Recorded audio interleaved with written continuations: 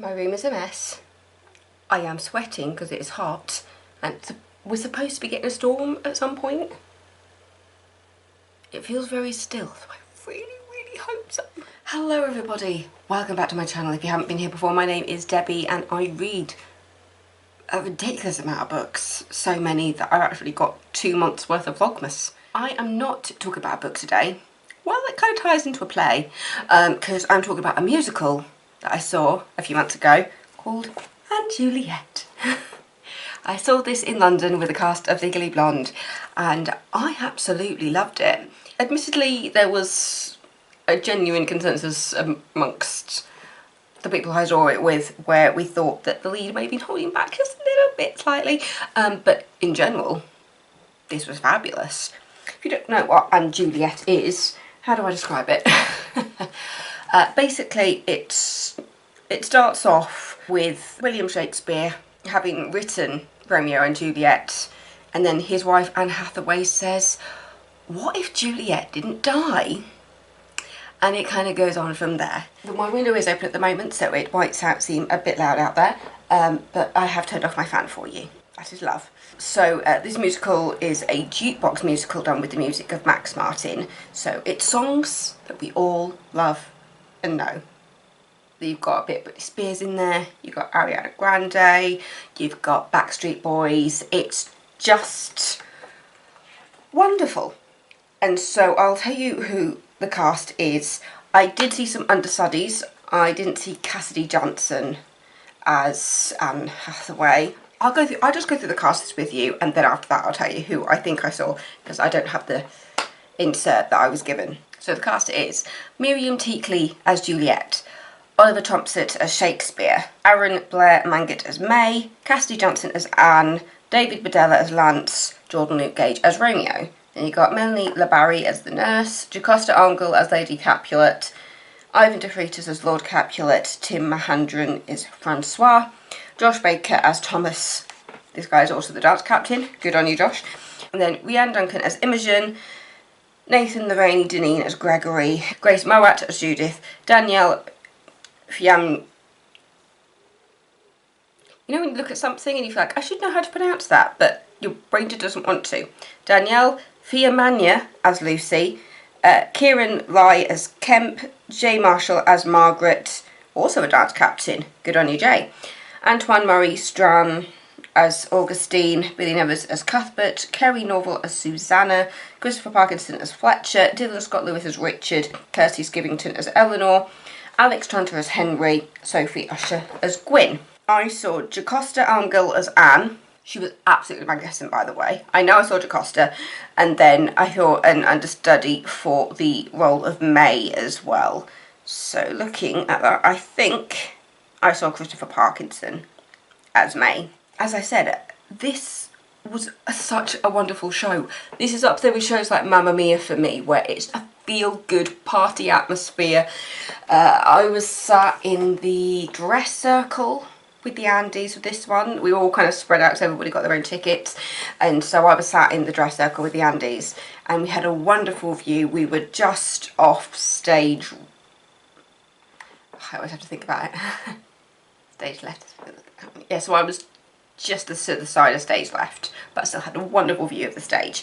We all, as a group, having seen the show, thought that Miriam Teakley was holding back a little bit. We did see a matinee. She sounded very breathy at times, and the Andes, who had seen it before, this is the director and the producer of the shows that I've done this year, which were Legally Blonde and A Night of the Musicals. Hi guys, if you are watching this. Yeah, they've seen the show before, and they said they hadn't seen Miriam Teakley sing like that in this show before, and so we think that maybe she was battling a bit of a cold, maybe she was holding back, but she was just a bit breathy. But it didn't change that much for me. I still thought she sounded absolutely amazing.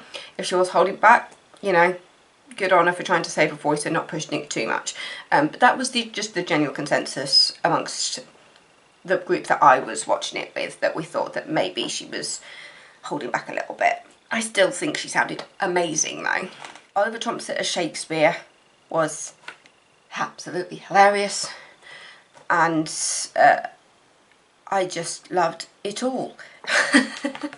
I just loved it all. And the fact that I was able to cut a programme, because I was gutted when I saw 6 and they had run out of programmes, which only just means that I need to see the show again so that I can get a programme to pop to my collection under the bed. Yeah, so as I said, it's a jukebox musical from music by Max Martin, who is a music producer? There's music and lyrics by Max Martin and friends, and the book is by David West Reed. I love it when you've got big programmes like this where you can see all like the production pictures. The costumes were brilliant. I loved how they had that Elizabethan style but with a modern twist. I just thought it was really clever. Like, you can see in here, because I think we all know who Grace Mowat is if you love musical theatre in the UK. I think she's mostly known for 6, but yeah, she's done all sorts. As you can see, like, it's got the Elizabethan kind of style to it, but then it's also got that modern flair to it, and I just think it's great. I love that combination, really. It's like you can even see it in the other pictures, like these pictures of Juliet, Anne, and spoiler alert, Romeo. I just love how it has got that Elizabethan modern fusion. That's the word to use, fusion. The fact that it's songs that you know is brilliant. To say Elizabethan modern fusion, here's a shot of Juliet listening to a CD player. There's lots of behind the scenes pictures in here. It was just, obviously, because it's the music that you love and know and can sing along to. You know, you don't really want to be singing along at the jukebox musical, whereas some people were. There was a what looked like a hen do happening in the box very close to us, and they were going for it. And it's just like, yeah, I did not pay to watch you in the box sing this song drunkenly. I paid to see the people on stage. You know, as a jukebox musical, you'll get a chance to see it at the end. But yeah, that idea of taking a story like Romeo and Juliet and saying, what if Juliet didn't die? And putting her into a situation where because it really does make fun at the source material. It really does. And for somebody who's not the biggest fan of the story of Romeo and Juliet, I know everybody fell in love with Leo DiCaprio and Claire Danes in the 90s film version of it. I was never the biggest fan of that film, and to be fair, in general, I'm just not a big fan of the story and the way everybody says, oh, it's like one of the greatest love stories ever told, and it's just like, no, it's not. Everybody dies. Yeah, when you look at the songs that are in it, you've got Larger Than Life, I Want It That Way, Baby One More Time, Domino, Show Me Love, Blow, Kesha, Overprotected, Oops, I Did It Again. Lots of Britney songs in there. I love the fact that in the end of the first half is one of those things where they say, please don't take pictures of the stage because it kind of spoils something. And yet there's a massive picture right in the middle of this programme that tells you the twist. Shall I show that to you? For those who haven't, I won't. Yeah. I just love the way that Anne Hathaway inserts herself into the story. That is one of my favourite things of this show, the way that Anne Hathaway inserts herself into the story in different ways. Because it goes from the idea that obviously Juliet was, what, 13, 14 in the original story. And they're just like, why have you fallen in love with this person in like 2 days? Because the whole thing happens in about 2 or 3 days, doesn't it? In the original play. Haven't read the play in a very long time. Studied it at college. I'm 33 now. That was a very, very long time ago. But yeah, so at the beginning, when you've got Shakespeare saying, oh, this is why wonderful new, lovely, wonderful play, tragedy, star-crossed lovers, all that kind of thing, and Anne is going, but she's only a teenager, what if she lived? And then they go on this story of rewriting Romeo and Juliet, with Anne Hathaway inserting herself into the action as one of Juliet's, like, girl best friends, let's go off to Paris and have a good party.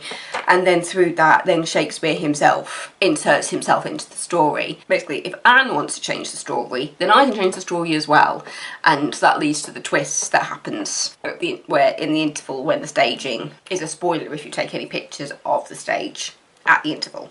Because these days you are actually allowed to take pictures before, in the middle and at the end of the show, and a lot of shows, especially like 6 where you've got like the mega mix where you can film like the bows and things. But when Anne Juliet first came out, there was lots of things saying please do not take pictures of the stage at the interval, because the staging, when the curtains are open, basically you can Because like there's a pre-show in this where, you know, as you are taking your seats, you can see people on stage moving around. The title of the show is spelled out on the stage with props, and you see the cast putting the title together, and then that title changes with the interference from Shakespeare and Anne Hathaway to the point where Shakespeare gets control over the play again and he changes the title, which is what the staging is at the interval. Does that make any sense?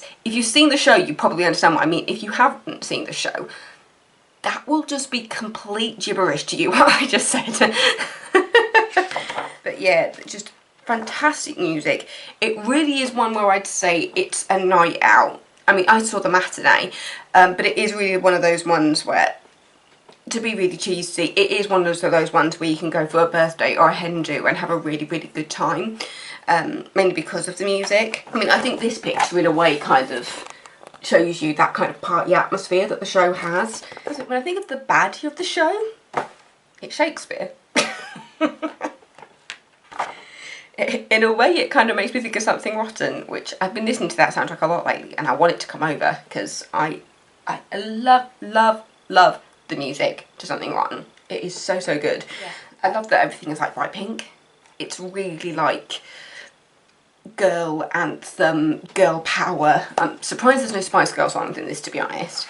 But then again, I don't think Max Martin did any Spice Girl songs. But yeah, when you look at the songs in the show, Act 1 is Larger Than Life, I Want It That Way, Baby One More Time, Show Me the Meaning of Being Lonely, Domino, Show Me Love, Blow, I'm Not a Girl, Not Yet a Woman, Overprotected, Confident, Teenage Dream and Break Free, Oops, I Did It Again, I Kissed a Girl, It's My Life. And then Act 2, you've got Love Me Like You Do, Since You've Been Gone, What Do You Want From Me, One More Try, Problem / Can't Feel My Face, That's the Way It Is, Everybody, As Long As You Love Me, It's Gonna Bang Bang, Shape of My Heart, Stronger, Effing Perfect, Raw, and then the I Want It That Way reprise where everybody can sing along with Can't Stop the Feeling at the very end.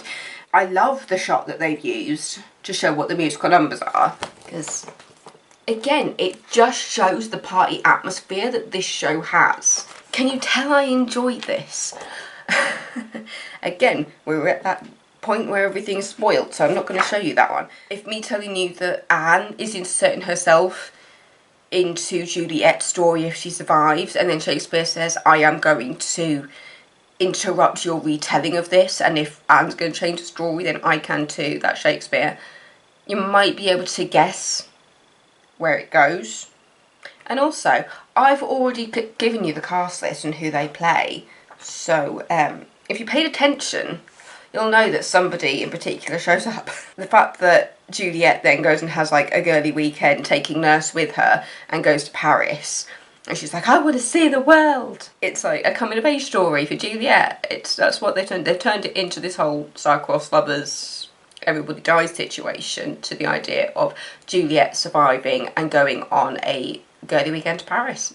Yeah, I also love the fact that it's got all like those behind the scenes shots. You can see their little shot like of the Eiffel Tower and things. Romantically getting like makeup done and yeah. Give me behind the scenes things, and I'm a very, very happy Debbie.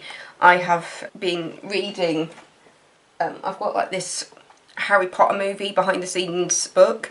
It's a massive book, which shows you what they went into, like, you know, like creating the costumes, casting the films and stuff, and it's just so, so interesting.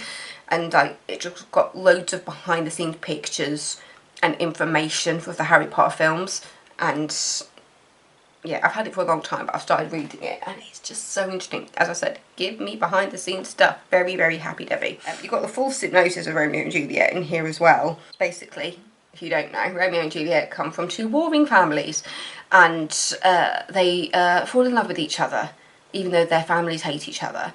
And so it's one of those kind of forbidden love story kind of situations, because obviously Romeo's family, Juliet's family, just like, keep away from each other, keep away from each other. And obviously as teenagers that pushes them together. And then just in like the falls of love, they decide they want to run away together. But there's a bit of a miscommunication, which basically ends up in everybody dying. Just such a feel-good show, turning the world of Shakespeare's Romeo and Juliet into a coming-of-age story where Juliet realises that she does not need a man to fulfil her life, and maybe, just maybe, she should just be a teenager and have fun with her friends. Yay! And Juliet. Sorry, at the Shaftesbury Theatre. So if you've been umming and ahhing, I'd say get a group of people together and go have fun. That's just the best way to do it. So it's from the writer of Schitt's Creek. I did not know that. The blurb for the show on the website says, Romeo who? With her bags packed and ready to escape Verona, Juliet recovers from heartbreak in the best way possible by dancing the night away with her best friend by her side. But when the sparkle fades, the confetti falls and reality catches up, it's clear that Juliet needs to face her past in order to find her future. Can she reclaim a story that has been written in the stars? Is there really life after Romeo, or could he be worth one more try? Yeah, it's just such a feel-good show if you kind of want to get an idea of kind of like how it is. I recommend watching the West End Live clips and any clips you can find on YouTube. I saw so many clips online before I saw the show, mainly from West End Live videos. Miriam Teakley is a powerhouse. Even holding back her voice, she sounded incredible. I followed her on YouTube for quite a while, actually. I don't know why I stopped watching her. I need to probably catch up on that. I think it's because she wasn't posting as much, because she's busy. She's in a West End show. But yeah, she's got that fusion of Elizabethan and modern day costume. The music is amazing. Yeah, ultimately it's just a feel good show. It's just so feel good. I came out feeling on top of the world, and I just wanted to see it again and again and again. And I hope that at some point it goes on tour and I can take my mum and sister to come see it. And my friend Jenny saw it before I did, and she saw it in London. She thought it was incredible as well. But yeah, go see it. If you haven't seen it, go see it. It was fantastic, and I really love how it just takes that twist on that classic Shakespeare story. I mean, even though I'm not the biggest fan of it, I don't deny that it's a classic. Go watch it, it was brilliant. Yeah, so thank you so much for watching. Don't forget to subscribe if you're not already, and I will see you next week with another video. Bye, my lovelies.